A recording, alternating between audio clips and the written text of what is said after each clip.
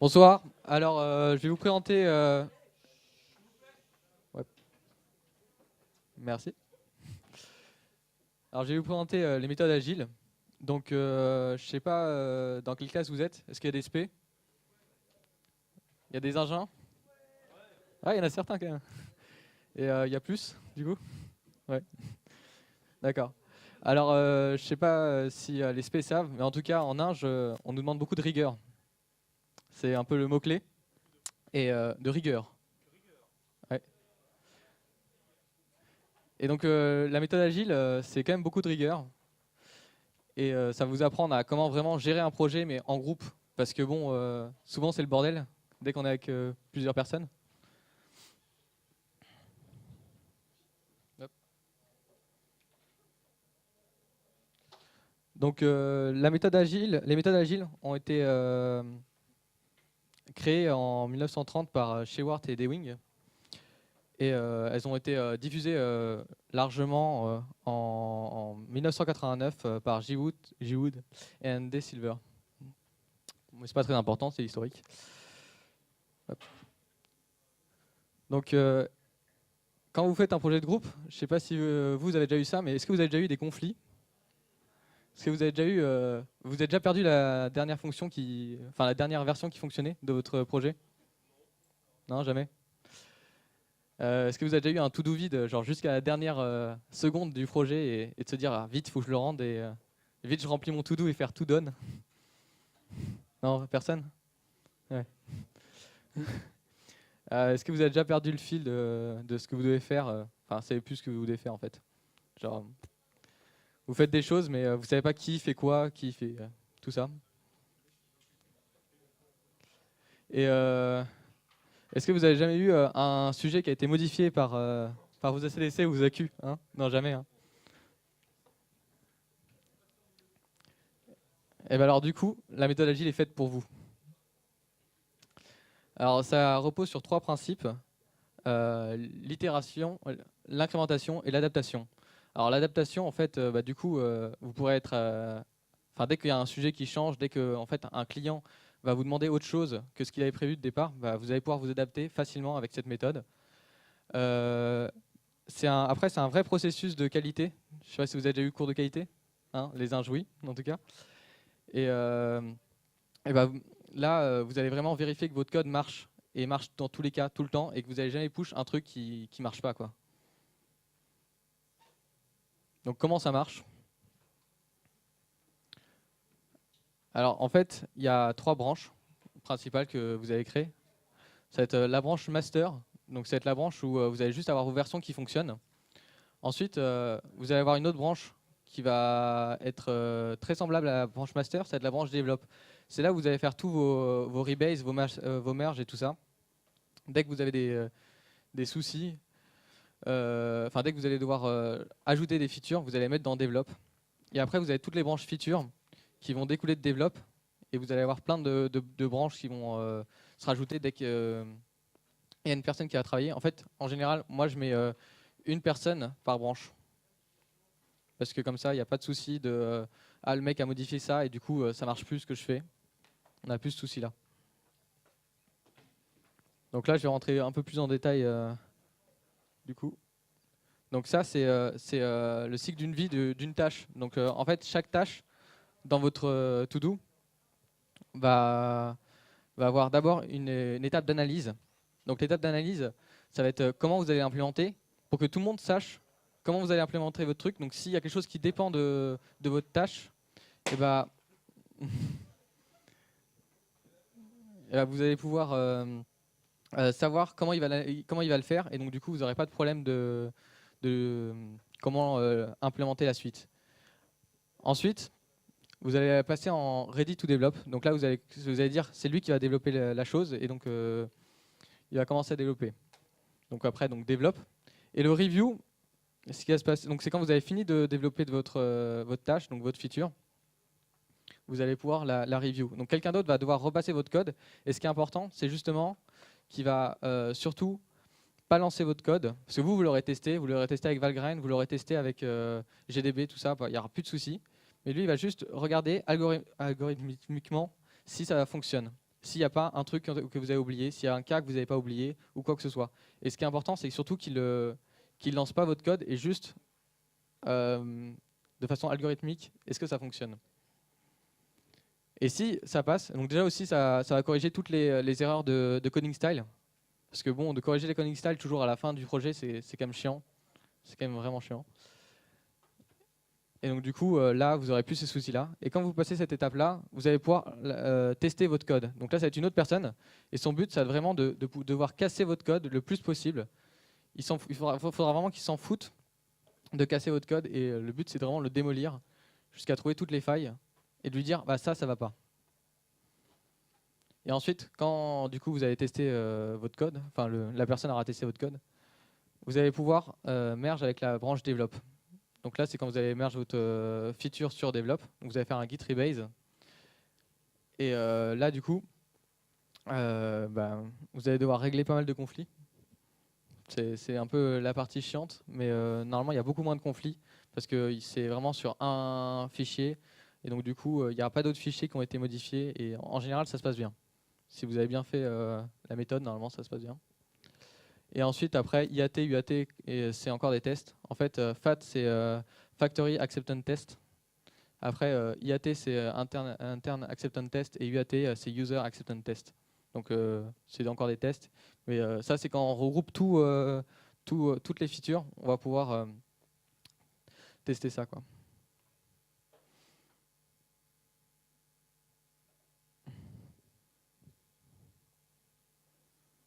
Ouais, maintenant, je vais vous parler de la méthode que moi j'utilise, parce que ça, c'est un peu générique par rapport aux méthodes agiles. Mais moi, ce que j'utilise, c'est Agile Scrum. Et ce qui change, c'est en fait, on va faire des meetings chaque jour sur l'avancement de chaque personne, pour vraiment se forcer à faire ça, pour vraiment savoir où en sont les autres et s'ils ont des questions, qu'on puisse en parler en groupe. Et ça, c'est vraiment important. Et les sprints, ça va être se dire, on se met une deadline. Parce que si on ne se met pas de deadline, on sait très bien que bah, ça se finira jamais et on n'avancera pas. Et donc du coup, on se met, enfin, dans la méthode agile Scrum, on nous dit souvent de se dire 2 semaines de sprint. Mais vu qu'on fait des projets en une semaine, ou avec l'OCR, vous avez un projet en 3 mois, je crois. Non, pas 3 mois.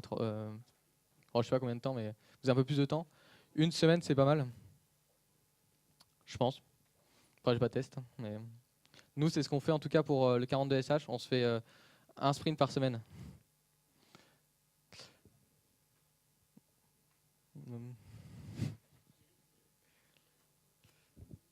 Bah, jusque-là, est-ce que vous avez des questions sur... Non?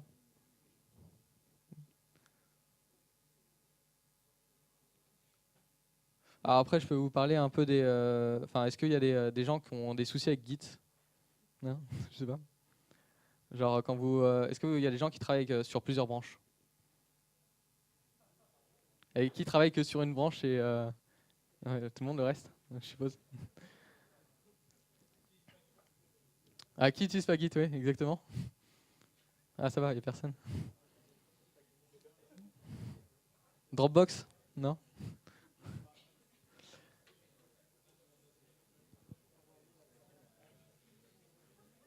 C'est pas genre juste... Ouais, c'est ça. Ok.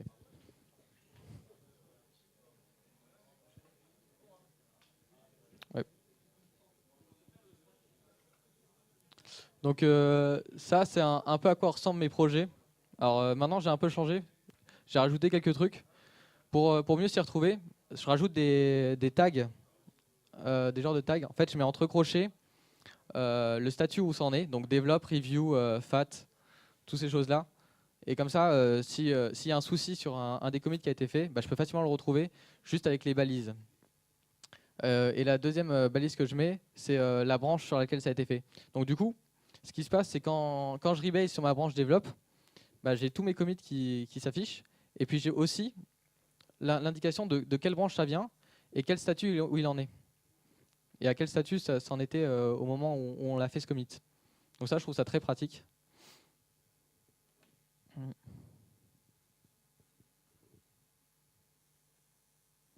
Voilà, c'était un autre cas. Et j'avais prévu de faire une démo, mais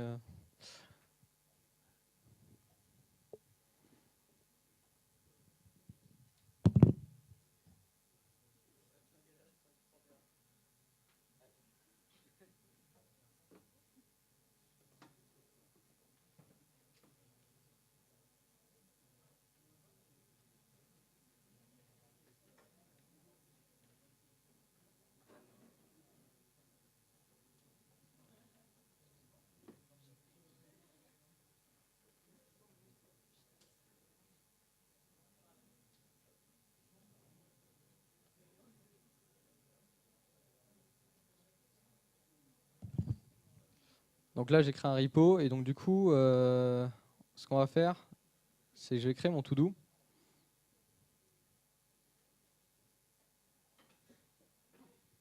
Avec une main c'est compliqué.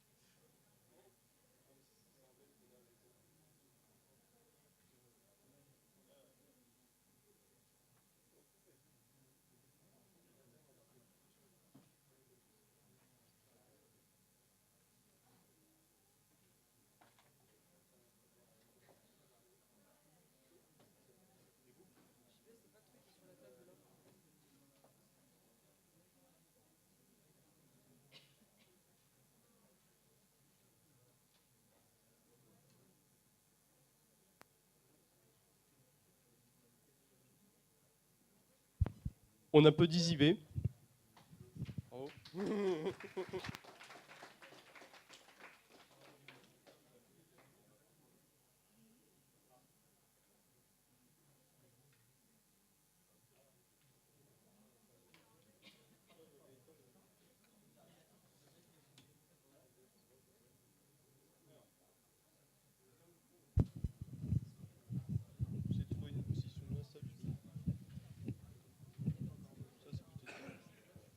Ah, ça va aller. On m'entend?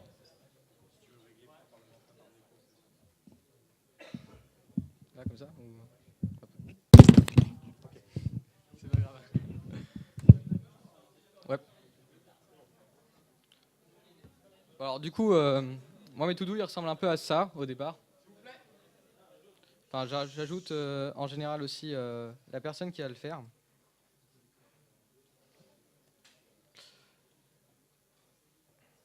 Donc je mets le login de la personne, par exemple.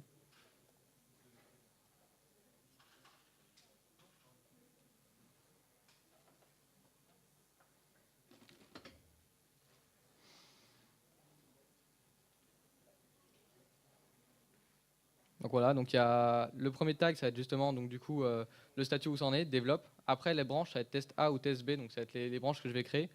Et ensuite la personne qui le fait et voilà. Ah.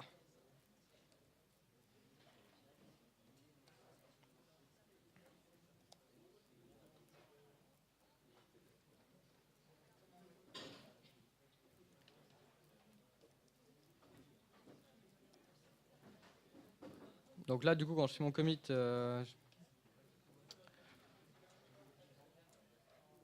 vais mettre le statut où ça en est. Oh.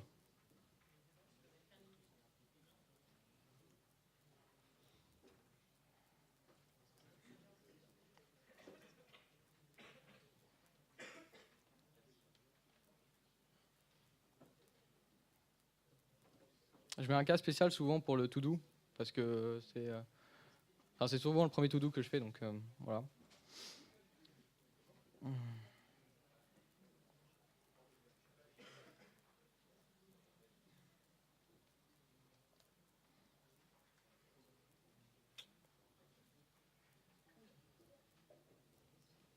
Ok, c'est normal, il n'y a pas d'auteur, mais on s'en fout. Ensuite, du coup, je vais créer une branche. Donc, pour créer une branche, vous allez faire git checkout-b. Je ne sais pas si vous avez déjà utilisé du coup, mais et là, je vais dire le nom de la branche que je vais appeler. Donc, par exemple, test A. Donc là, je vais me retrouver sur la branche et je vais me retrouver avec les fichiers. Il y en a un qui ne devrait pas être là, mais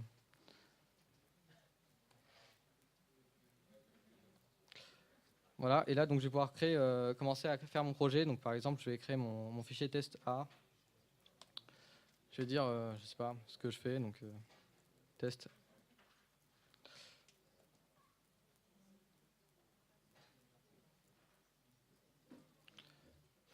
Je vais pouvoir l'add, dire hop, c'est bon, j'ai fini mon projet.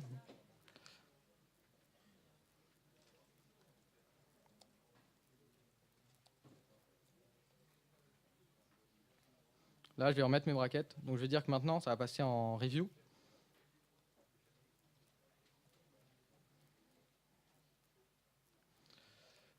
Ça va être sur la branche test A, du coup.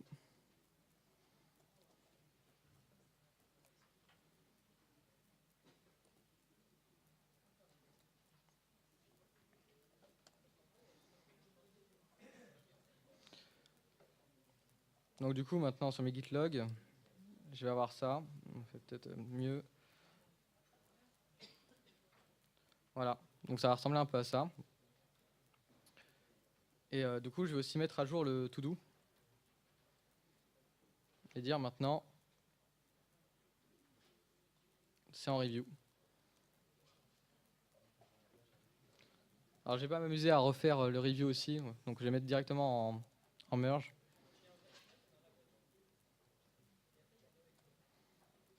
Et donc, du coup, je vais add mon to-do.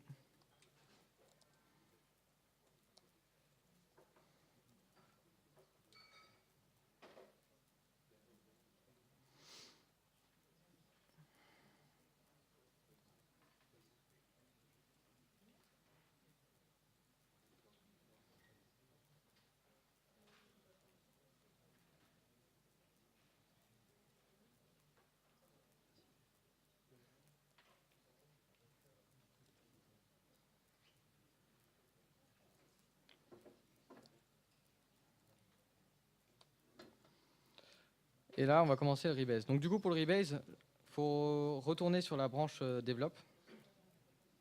Alors là, j'ai pas créé de branche develop, donc c'est très mal. C'est un mauvais exemple.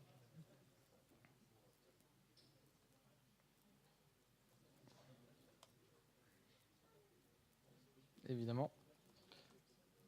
On va faire comme si master c'était develop. Et donc là, du coup, je vais faire mon rebase.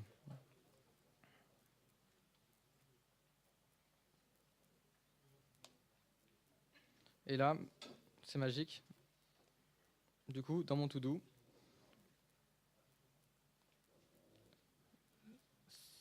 ça a été mis à jour. Voilà, automatiquement, et j'ai pas de conflit. Bon, là, il n'y a pas beaucoup de fichiers en même temps. Mais du coup, c'est automatiquement mis à jour. Et on n'a pas besoin de trop de soucis de se faire. Et du coup, normalement, j'ai aussi mon test A qui a été rajouté. Voilà.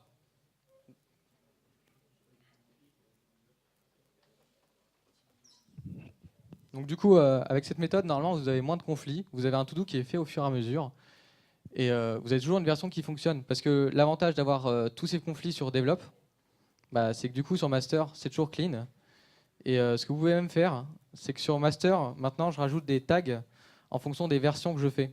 C'est-à-dire que dès que je rajoute une feature, je vais dire, bah, je vais rajouter un tag, git tag-a, et je vais mettre le tag de la feature que j'ai ajoutée. Et du coup, je sais que là, j'ai ajouté cette feature et je sais qu'elle marche. Voilà. Donc finalement, vous serez plus agile.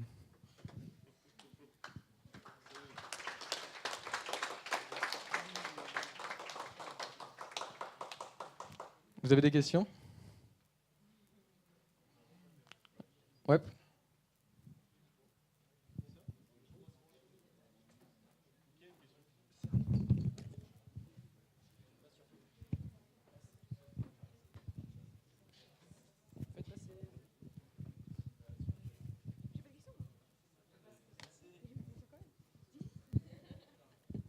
C'est super intéressant. Moi, j'utilise une autre méthodologie. Je voulais avoir ton avis dessus. Ça s'appelle Programming Motherfucker. Tu connais ou pas? Non, je connais pas. En gros, ça dit que tout ce que tu dis, ça sert à rien et que le but, c'est juste de programmer. Donc, du coup, autant juste faire ça. Qu'est-ce que t'en penses? Alors, ce que j'en pense, c'est que déjà, t'es en SP? Non, je suis. En Ing? Ing 2?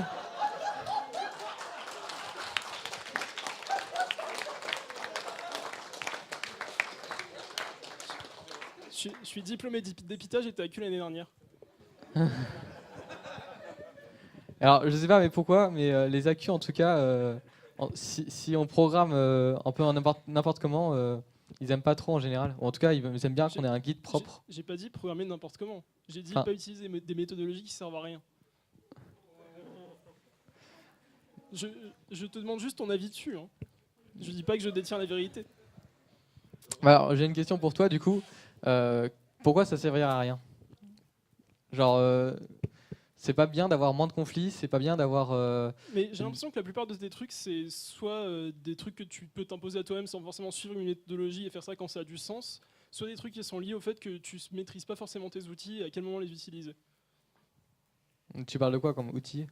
Bah, par exemple, pour Git, si tu arrives pas à t'en sortir pour tes conflits, ok, tu as besoin de plus de coordination ou de choses comme ça avec ton équipe, mais si t'as pas besoin forcément de suivre une méthodologie bêtement, en réfléchissant pas à quel moment ça va poser des problèmes.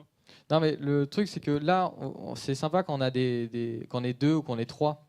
Mais dès qu'on arrive à une équipe un peu plus grosse, c'est bien d'avoir cette méthodologie et de s'être forcé à avoir cette méthodologie tout simplement pour quand on arrive dans l'entreprise ou quoi que ce soit où ils utilisent ça, bah, d'avoir l'habitude. Et en plus, quand on a des plus grosses équipes, c'est toujours plus compliqué.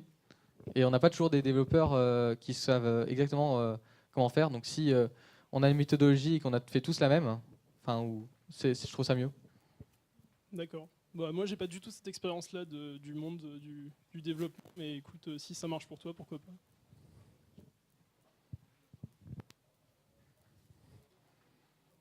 Il y a d'autres questions? Des questions sur comment utiliser Git ou par rapport aux branches ou quoi que ce soit?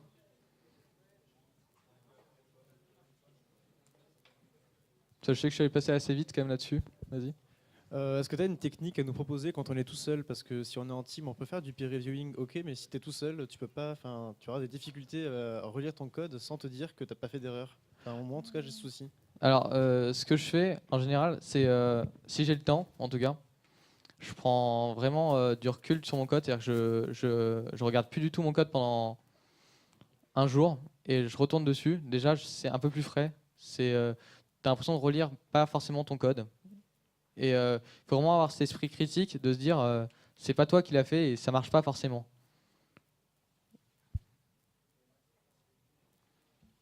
Ok, du coup, merci.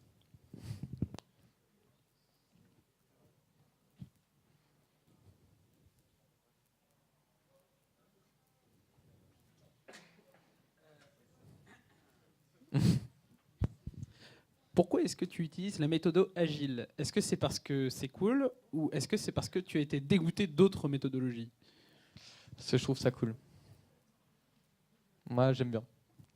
Je trouve ça bien comme système et je trouve ça pratique pour les gestions de projet vraiment en groupe. Et donc tu n'as pas eu l'obligation de te retrouver face à des méthodos à la con, pire que... Non. Très bien, merci.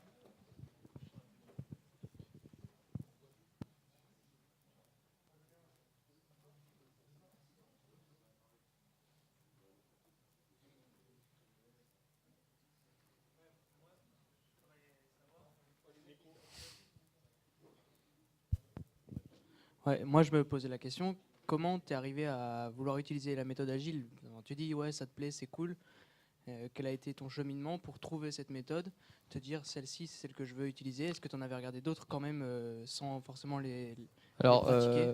j'avais déjà vu d'autres méthodes et en entreprise, c'est la méthode que j'utilisais quand j'ai fait mon stage et je trouvais ça vachement pratique il y avait vraiment pas de conflit par rapport aux autres, même s'il y a des gens qui savaient pas du tout utiliser Git, bah, comme ils appliquaient bêtement justement cette méthode, bah, ils n'avaient pas trop de problèmes. Donc je trouvais que c'était bien pour vraiment que tout le monde puisse l'utiliser, même les gens qui sont pas forcément des experts. Ok, merci. Et est-ce que je pour vous ai ta donné au précision. moins envie d'utiliser cette méthode ou c'est mieux la motherfucker programming?